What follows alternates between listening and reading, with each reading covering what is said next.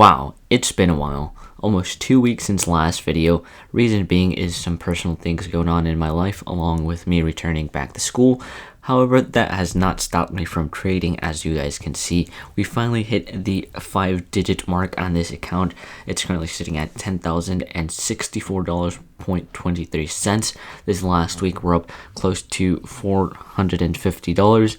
And for the overall month of August, even though August has not ended, it ends on Monday, but I don't really see any foreseeable huge gain coming in on Monday. We're currently sitting at $795 and some change, which comes out to a little bit over 8.5% for the month of August. So overall, pretty good gains for the month of August and pretty good gains in the last week alone.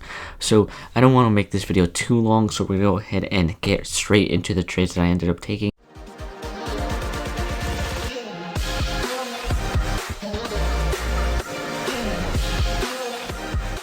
Okay, so to explain these first three trades, we have to actually go back 2 weeks prior.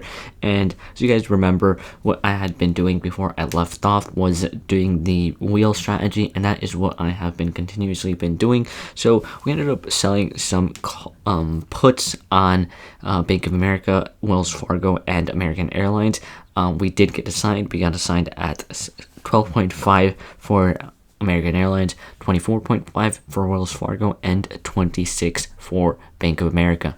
As you guys can see, these are the premiums that we received. And so going into this week, we ended up selling covered calls because we already had the stock as collateral, and these are the numbers we received. We received $12 for Bank of America, $30 for Wells Fargo, and $22 for American Airlines. And if we go ahead and check the price of each of them at expiration, we can see that American Airlines ended off the week at $13.56, so we got to keep the full premium on that one.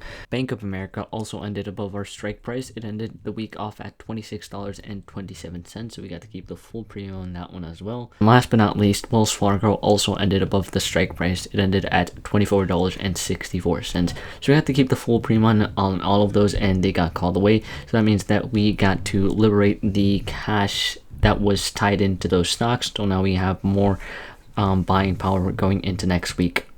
So the next trade we ended up taking was on Tesla, and as you guys can see, the price of Tesla right now is lower, and that is because the stock split went into effect over the weekend, and that's why we can't really see the original price, which was I believe was over 2,200, something around that.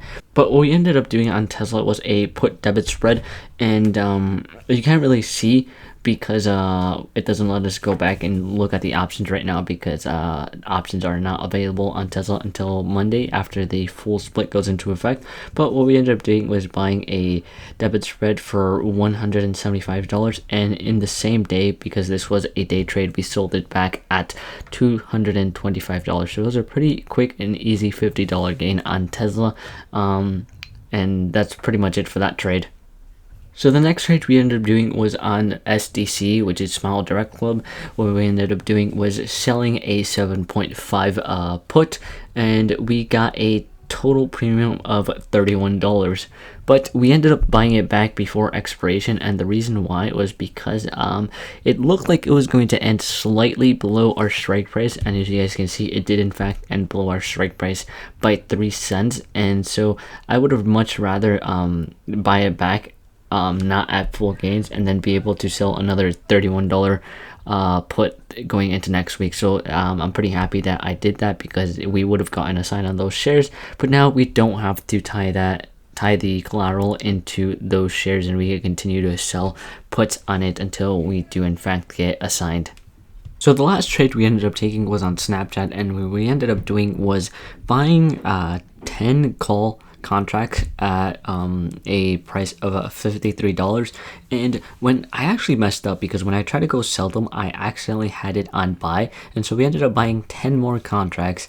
But luckily we were able to get out of all 20 contracts without any trouble.